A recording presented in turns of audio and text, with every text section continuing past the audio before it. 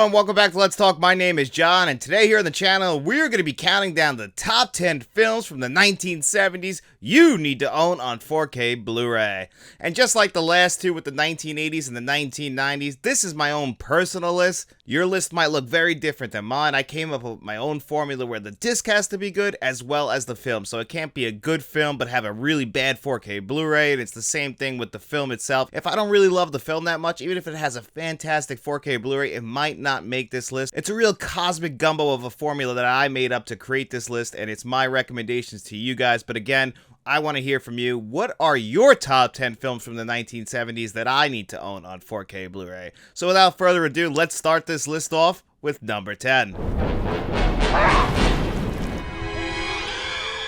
And no list would be complete without 1975's Jaws and this Universal 4K Blu-ray. Now, the reason why this is at number 10 is actually because of the 4K Blu-ray itself. I think the 4K for this is fantastic. They give you all the bells and whistles. It's a great transfer. It's not the greatest transfer you've ever seen, but a film like this, an important film to so many different people. My Let's Talk podcast partner, David, aka Shamrock Balls, this is his favorite film of all time. Now, for me, I don't love this film as much as everybody else. I appreciate this film. This is one of Steven Spielberg's masterpieces, but it's not one that I always run back to. This would not make a top 10 Steven Spielberg film for me of all time, but it is one of the most important horror films ever made, and I can really appreciate the filmmaking in this, and all the fans of Jaws out there really got lucky that they gave us one of these great 4K Blu-rays for this. That's not always the case. Sometimes fans of films get shafted and don't get the best transfers, but they really did get lucky with this one. Universal really brought out the big guns when it came to 1975's Jaws.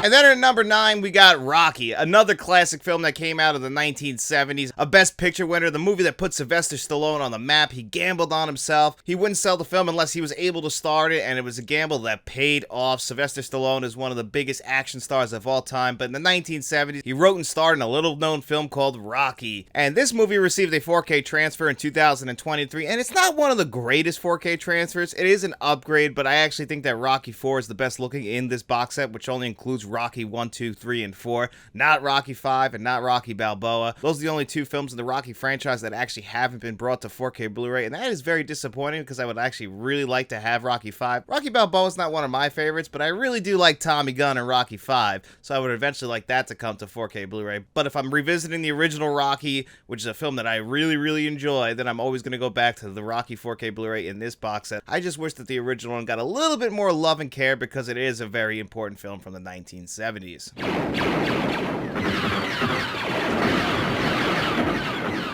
And then at number 8, a film that changed the game, 1977's Star Wars. There's before Star Wars and then there's after Star Wars. George Lucas's magnum opus. Now, this isn't my favorite in the Star Wars franchise. It's my second favorite, though. I absolutely love A New Hope, but the importance of A New Hope actually overshadows the quality of the film. The film itself is very enjoyable, but I don't just watch A New Hope. I watch A New Hope, then I watch Empire Strikes Back, and then I watch Return of the Jedi. You know, you bang out the entire trilogy, so it's really hard just to say that A New Hope is one that you absolutely must know without picking up Empire Strikes Back or Return of the Jedi, but still, A New Hope, when it was just known as Star Wars, was an all-time film, should have won Best Picture in 1977 over Annie Hall, and this 4K Blu-ray is pretty unique. Disney actually did the transfers on the rest of them, but this one was done by 20th Century Fox, so A New Hope actually looks better than Empire Strikes Back and Return of the Jedi, and it actually sounds a little bit better too, so this is actually the best when it comes to the original trilogy. I do think that all the Star Wars 4Ks need a little bit more love, mainly because, you know, Disney is Disney, so they honestly gave them the shaft. They didn't give it all the love and care, but 20th Century Fox did a great job on the transfer for A New Hope, so at least this one is a great 4K Blu-ray that I definitely can recommend to you guys.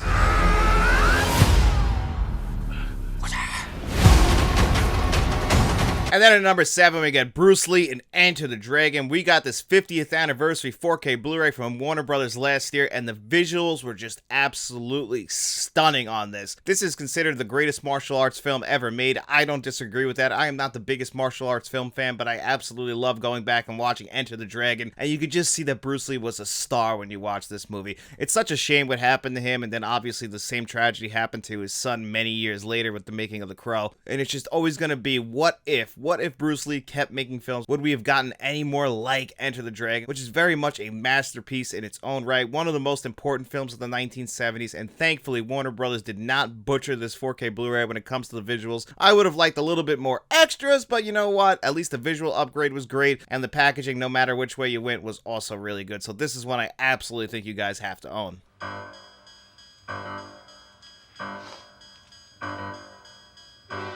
And then at number 6, it doesn't matter which one of these 4K Blu-rays you get, whether it be the Scream Factory 4K Blu-ray or the Lionsgate 4K Blu-ray, they're actually very different scans. The color timing has changed a little bit for the Scream Factory 4K Blu-ray, and that's the one that I prefer. The Lionsgate one is not the one that I usually run back to. I appreciate it mainly because they look different. They have different color timing, so you can actually watch either one, whichever one you're feeling. I think it's going to come down to your personal opinion. Most people, though, seem to lean towards Scream Factory's release, and that's the one I always choose as well. Also, they have the much better packaging. I love what they did with the artwork on all of the Halloween releases that they did in 2021 and in 2022. Much like Jaws, Star Wars, and Enter the Dragon, this is one of the most important films of the 1970s. Halloween changed the slasher game forever. It's considered one of John Carpenter's best films. For me, The Thing will always be his best film, but you cannot take away anything from Halloween. The movie is a masterpiece. It put Jamie Lee Curtis on the map, and thankfully we've gotten a couple different releases on 4K Blu-ray for Halloween, and a movie like that absolutely deserves it.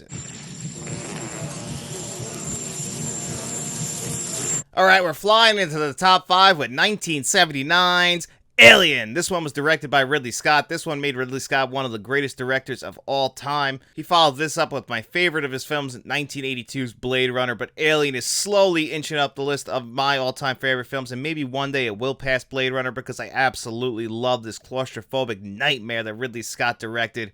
Ridley Scott just knew how to create atmosphere, had incredible set design, and then you get great acting work in here from Sigourney Weaver, Tom Skerritt, Yaphet Kotto, Harry Dean Stanton, John Hurt. So many great actors appear in this movie, all giving world-class performances, but because this movie looks so good, this 4K Blu-ray absolutely does the film justice. This is the definitive edition of Alien. I think this is a fantastic 4K Blu-ray with a great audio track on it. I just rewatched this pretty recently, and I gave my full thoughts on it with David, aka Shamrock Balls, pretty recently, so if you want to hear my full thoughts on the film itself, you can go check that out as well, but you have to own this 4K Blu-ray, especially if you were a fan of Alien. Beautiful friend. And then at number 4, we got Apocalypse Now. This is my favorite war film of all time. Even the documentary done by Francis Ford Coppola's wife about the making of this film, Heart of Darkness, is just as compelling as the movie itself. It's the greatest making of documentary. What they had to go through to actually get this movie made, what could go wrong, went wrong when making this film. Yet by the end of the decade, this film came out to rave reviews. You had great performances in there. It's probably Martin Sheen's best performance. You get another great Marlon Brando performance, despite him showing up out of shape and not knowing his lines, and no one thinking that this movie was going to be a success. Francis Ford Coppola gambled on himself, and eventually this movie did become a success. We've gotten a couple different cuts of it as well. We get the original cut, we get the Redux cut, and then we get this one right here, the final cut. You also get the 4K, which is a really good 4K Blu-ray release. I never hear this one come up. It's a fantastic transfer. Beautiful visuals, beautiful audio, but you get 6 discs in here, and it's usually on sale for like under $20. You get the final cut and the theatrical cut on 4K Blu-ray. You get the Redux cut on Blu-ray, but you also get a Blu-ray version of the theatrical cut and the final cut. You get the special features disc, and you get that Heart of Darkness documentary all included in here, which you could sell on your own through the Criterion Collection for like $35. Like I was saying, it's one of the best filmmaking documentaries you'll ever see. So this is an absolute steal at whatever price you get it for. Great packaging as well. I would have liked this to be a little bit tighter, but that's my only complaint about it, just because it feels like everything kind of moves around. A nice case on the outside would have done it. That's what it feels like it needs, but still, Apocalypse Now, if you haven't seen it, even if you don't get this 4K Blu-ray, you have to at least see that film once. Just don't watch the Redux cut, in my opinion. That's kind of the worst. I actually think the final cut is the best, but when it comes to the theatrical cut and the Redux cut, I think the final cut really blends them together perfectly, but still, any cut that you choose to watch, definitely watch it in this Apocalypse Now 4K Blu-ray. Someone you know, maybe even trust, will get out of the car.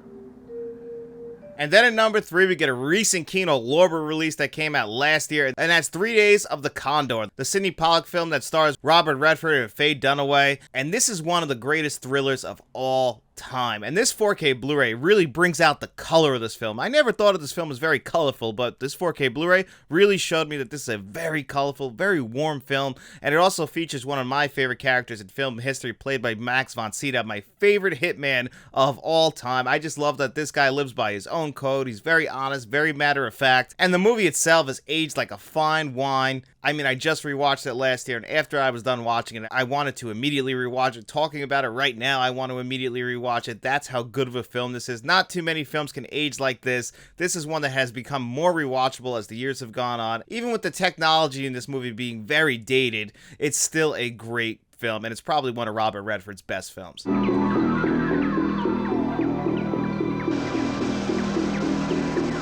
And then at number 2 is one that I actually bought specifically to do this video. I knew I couldn't do this video without seeing these 4K Blu-rays. I've heard about them for years, but I was hoping one day for a US release. It was probably never going to happen because of rights issues, but I had my fingers crossed. But if I was going to make this list, I said, you know what, I got to pull the trigger on it. And thanks to the Atomic Movie Store, I was able to get shop payments, and I was able to pick up Dawn of the Dead on 4K Blu-ray. And this includes all 3 cuts of the film. For me personally, I still think the original theatrical cut is the best, followed by the Argento cut. I think the Argento cut is actually really, really good. The middle cut in this movie, which is really just a rough cut, that's one I don't like as much as the other two. It still works, but I still think the theatrical cut is definitely the best. I prefer the score to the theatrical cut. The Argento cut is actually still really good. You take out some of the humor. I think it's like 10 minutes shorter, if I'm correct. I just watched all 3 cuts right before I went on vacation. And I had heard that these discs were fantastic, and they really are. They could be uneven at points. I don't think they're the greatest 4K Blu-ray discs that I've ever seen, but to include all 3 cuts on 4K Blu-ray, it's just amazing. You really can't beat that. And then, of course, this awesome packaging that I have on this version right here. I absolutely love it. This is my second favorite zombie film of all time. Whatever cut you choose to watch this, it is the right choice. It's not one for everyone. The gore might seem very over the top. The Tom Savini gore, this is really what put Tom Savini on the map. He pops up in this movie as well, but the effects hold up so good. The story and plot itself, some people will argue that the remake actually does it better, the Zack Snyder 2004 remake. But